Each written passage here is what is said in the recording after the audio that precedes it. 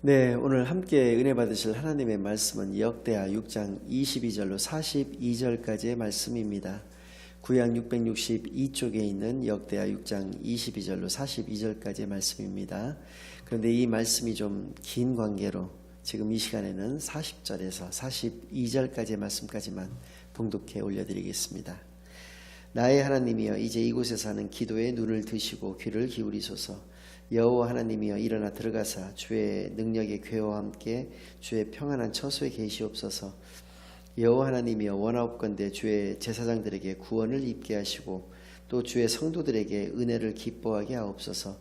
여호와 하나님이여, 주의 기름 부음 받은 자에게서 얼굴을 돌리지 마시옵고 주의 종 다윗에게 베푸신 은총을 기억하옵소서 하였더라. 아멘. 하나님 아버지, 감사드립니다. 오늘도 귀한 성일로, 교회로, 예배로 인도하여 주신 은혜를 진정으로 감사드립니다. 지금 이 시간 하나님께서만 함께하여 주시어 하나님께만 영광 올려드리는 은혜의 시간으로 인도하여 주시옵소서. 모든 것을 감사드리오며 예수 그리스도의 이름으로 기도드리옵나이다. 아멘. 네, 오늘은 약속을 지키시는 하나님, 역대하 그 두 번째 시간으로 오늘 본문 말씀을 중심으로 여러분들과 함께 은혜 나누는 시간을 갖겠습니다. 오늘 이 시간에도 지난 시간에 이어서 솔로몬의 성전 낙성식에 앞서서 솔로몬이 하나님께 성전 봉헌 기도를 하고 있는 내용을 살펴보는 시간을 갖겠습니다. 두 주간에 걸쳐서 이것을 다루는 이유가 있습니다. 두 가지 이유가 있는데요. 첫 번째는 오늘 본문 말씀인 역대하 6장에만 이 내용이 기록되어 있는 것이 아니고 열왕기상 8장에도 이 내용이 똑같은 내용이 기록이 되어 있다라고 하는 것은 상당히 긴 내용인데도 불구하고 이것이 반복되어져 있다라고 하는 것은 이것이 매우 중요하다는 반증일 뿐더러 다음 시간에 또 다룰 것이지만 이 솔로몬의 기도에 하나님께서 응답하여 주셨다라고 하는 것입니다. 그래서 이것은 매우 중요한 의미를 가지고 있는 것이고 이 솔로몬의 기도 안에 분명한 하나님의 뜻이 있기 때문에 그렇다는 것인데요. 지난 시간에 우리가 살펴본 것이 왕권을 위한 기도였다라고 한다면 이번 시간에 살펴볼 내용은 구체적인 7가지 기도 제목을 가지고 하나님께 기도를 올려드리는 것입니다. 그래서 그 각각의 기도의 내용에 대해서 오늘 살펴보는 시간을 갖겠습니다. 첫 번째 내용은 하나님께 하나님의 공의를 구하는 기도를 올려드렸다는 것입니다. 재판할 때 최종 판결을 하나님께 구하고 있다라고 하는 것인데요. 즉 솔로몬이 재판을 할 때 하나님의 성령이, 하나님의 영이 그와 함께 하여 주심으로 하나님께서 허락하신 지혜를 가지고 판결을 내릴 수 있도록 기도를 올려드리고 있다라고 하는 것입니다. 이것은 이스라엘을 정의가 시행되는 나라로, 그리고 하나님의 공의가 강물같이 흐르는 나라로 만들고자 하는 솔로몬의 강력한 의지를 가지고 있는 것으로 우리가 살펴볼 수가 있는 것인데요.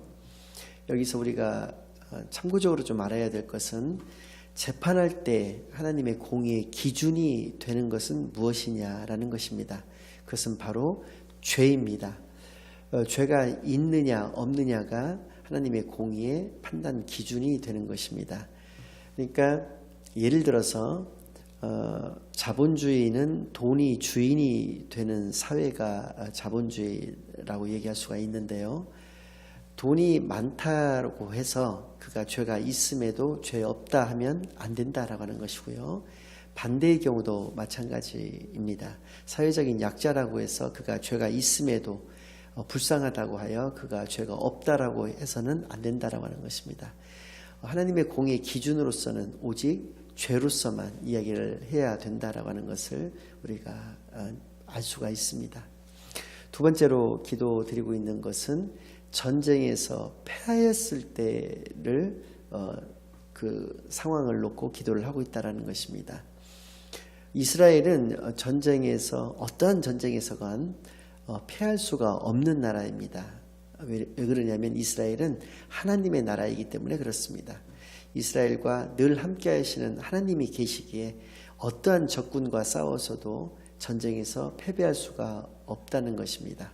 그런데도 불구하고 이스라엘이 전쟁에서 패하는 경우가 있다는 것입니다. 그것은 이스라엘이 범죄하였기 때문에 하나님이 이스라엘을 떠나셔서 전쟁에서 패할 수 있다는 것이고요. 그거에 대한 해결책으로서 기도하고 있는 것은 바로 회개입니다. 회개하였을 때 하나님께서 그들과 그들의 조상들에게 허락하신 땅으로 돌아올 수 있도록 해달라고 하는 기도를 솔로몬이 올려드리고 있다는 것인데요. 교회도 나라도 민족도 망하는 이유가 다 이와 같습니다. 특별히 한국교회가 위기다는 말을 많이 하고요. 한국교회가 망해가고 있다는 말까지도 하고 있는데요. 일견 이 말씀은 맞는 말이기도 합니다. 왜 그러냐면 마태복음 16장 15절 말씀에 예수님께서 제자들에게 너희는 나를 누구라고 하느냐라고 하는 질문을 하시게 되는데요. 그 다음 절에서 시몬 베드로가 대답하여 이르되 주는 그리스도시요 살아계신 하나님의 아들이시니다라는 고백을 하게 됩니다. 이 신앙 고백 속에는 예수님께서 세 가지 의미를 가지고 계시다는 것을 뜻하고 있는데요. 첫 번째는 예수님은 자신의 주님이시다라고 하는 것입니다. 주는 그리스도시오라고 했기 때문에요.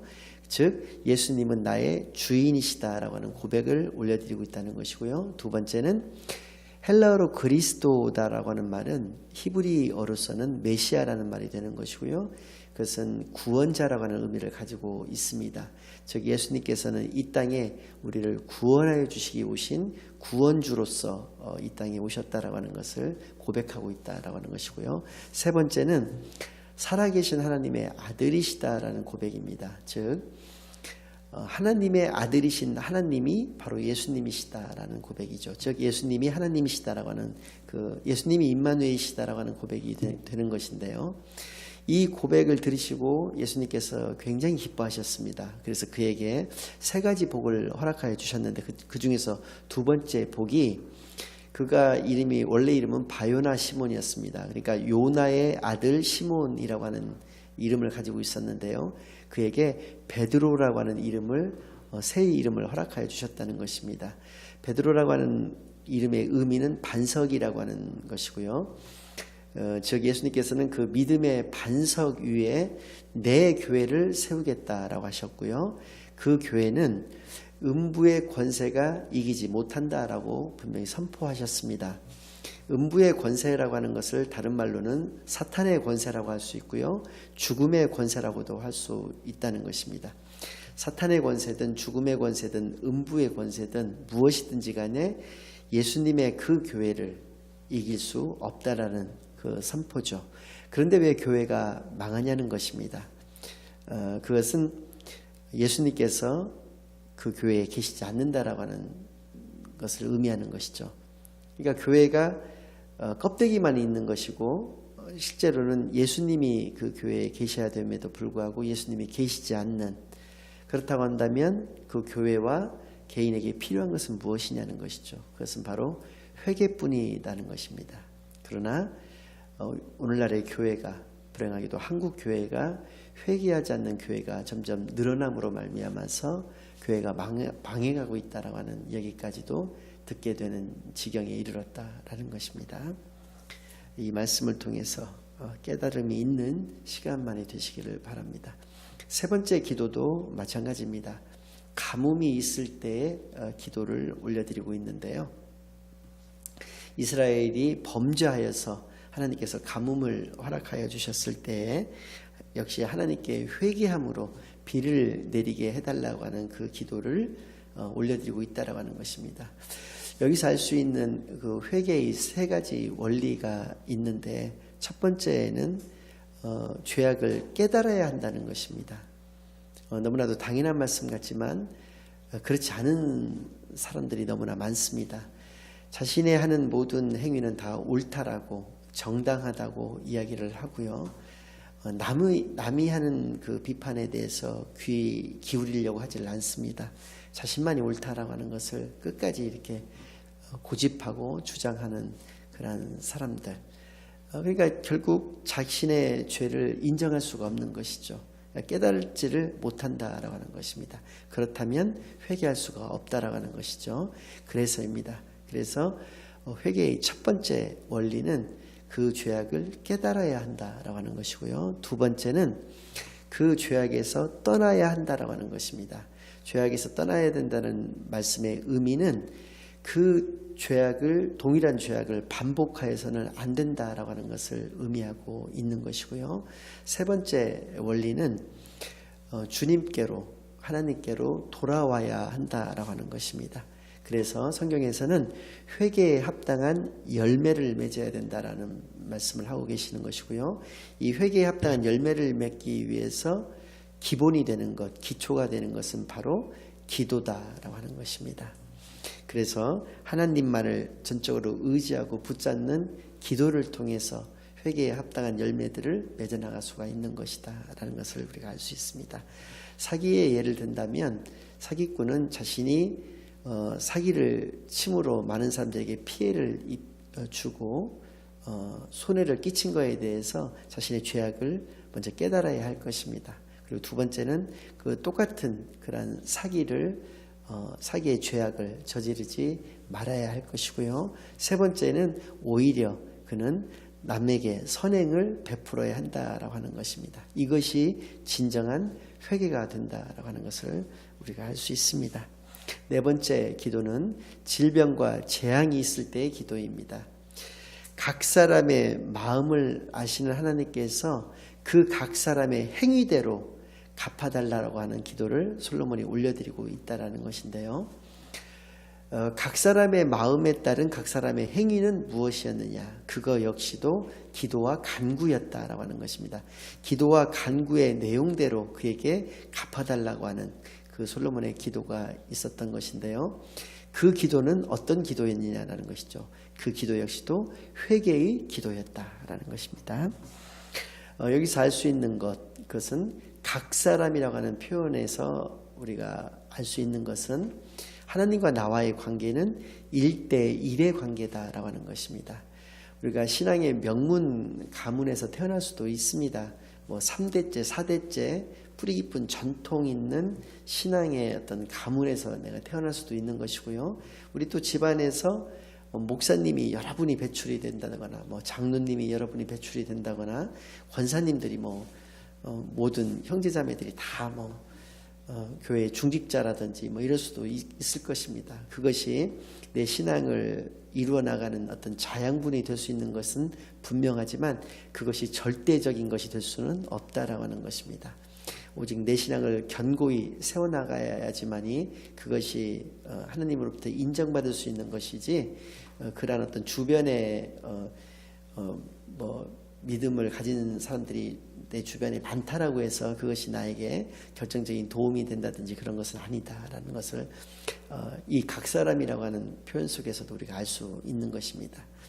하나님과 나와의 1대1의 관계, 이것이 신앙의 본질이다라는 것을 깨달아는 시간이 되시기를 바라겠고요. 다섯 번째는 이방인이 기도를 올려드렸을 때를 또 이야기를 하고 있습니다. 그것은 거기에 나와 있는 표현을 보면 땅의 만민이 하나님의 이름을 부르고 하나님께 기도를 올려드렸을 때 그 기도를 들어 응답하여 달라고 하는 기도를 올려드리고 있는 이 대목, 이 땅의 만민이라고 하는 표현 속에서 우리가 알 수 있는 것은 세상 모든 사람의 하나님이심을 우리가 알 수 있다. 그것을 의미하고 있다라는 것을 알 수 있습니다. 즉 이스라엘의 하나님만이 아니다. 세상 모든 사람의 하나님이시다라는 것이죠. 그래서 하나님을 경외하는 모든 자에게 차별 없이 하나님께서 그들을 대하여 주실 것을 간구하고 있는 솔로몬의 기도를, 다섯 번째 기도를 우리가 알 수 있다는 것이고요. 여섯 번째는 우리가 전쟁에 임할 수가 있다라는 것입니다. 어떠한 전쟁에 임해야 되느냐라는 것입니다. 우리가 우리의 어떤 욕심, 나라의 이익을 위해서 전쟁을 일으켜야 되는 것이냐, 그것은 아니라고 하는 것을 이야기하고 계시는데요. 하나님이 허락하시는 전쟁에 임하였을 때를 상정해서 또 기도를 올려드리고 있다는 것입니다. 그때 하나님이 허락하신 전쟁에 임하였을 때는 하나님께서 친히 자신들을 돌보아 주실 것을 기도를 올려드리고 있다는 것입니다. 그러니까 여기서 우리가 알 수 있는 것은 우리에게 있어서 복이라고 하는 것은 우리가 하나님을 알고 그 하나님이 나와 함께하여 주시는 것이 바로 복이다라고 하는 것을 깨달아 알 수 있는 것입니다. 하나님께서 허락하시고 하나님께서 하게 하신 그 전쟁에 임하였을 때는 하나님께서 하시는 전쟁이기 때문에 하나님이 친히 그들을 자신들을 돌보아 달라라고 하는 그러한 기도를 올려드리고 있는 것에서 하나님이 함께해 주시는 것만이 우리에게 있어서는 복이구나라는 것을 깨달아 알 수 있는 것입니다. 마지막으로 7번째 기도는 적국의 포로가 되어 끌려갔을 때의 기도입니다.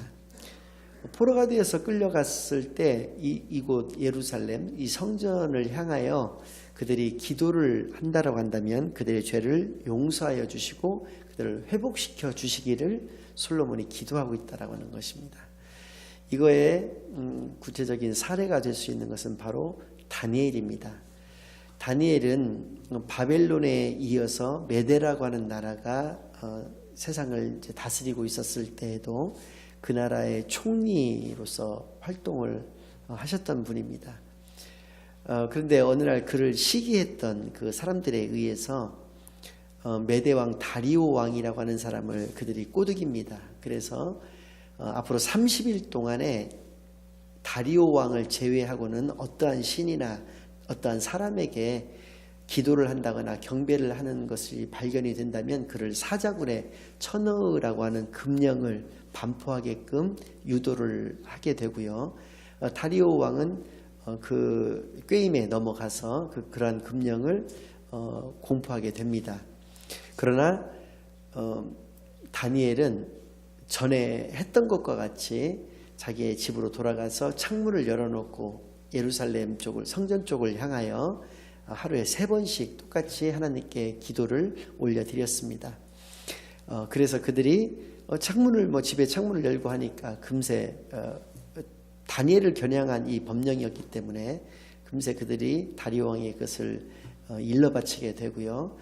다리오 왕은 그를 굉장히 사랑하였고 총애하였었기 때문에 눈물을 머금고 사자굴에 그를 쳐넣게 됩니다. 물론 그 이튿날까지도 하나님의 보호하심과 인도하심에 따라서 그는 아무런 일도 없었고 오히려 그를 모략하였던 그 음모를 꾸몄던 자들이 그 사자들에게 사자굴에 던져져서 사자의 밥이 되고 말았지만 어쨌든 간에 다니엘은 하나님께 이 기도를 올려드리는 생활을 게을리하거나 그러질 않았다. 80세가 넘는 세월 동안에 그는 일관되게 기도의 사람이었다. 그래서 하나님으로부터 그 숱한 예언의 말씀들을 전해 받을 수가 있었던 것이고요. 하나님으로부터 야타 햄다라고 하는 너는 나의 보석이다, 보물이다라고 하는 그러한 극칭찬까지도 받을 수 있었다라고 하는 것을 이 솔로몬의 7번째 이 기도의 내용을 실천하였던 그것으로서 우리가 알 수 있는 것입니다. 오늘 말씀의 결론을 말씀드리겠습니다.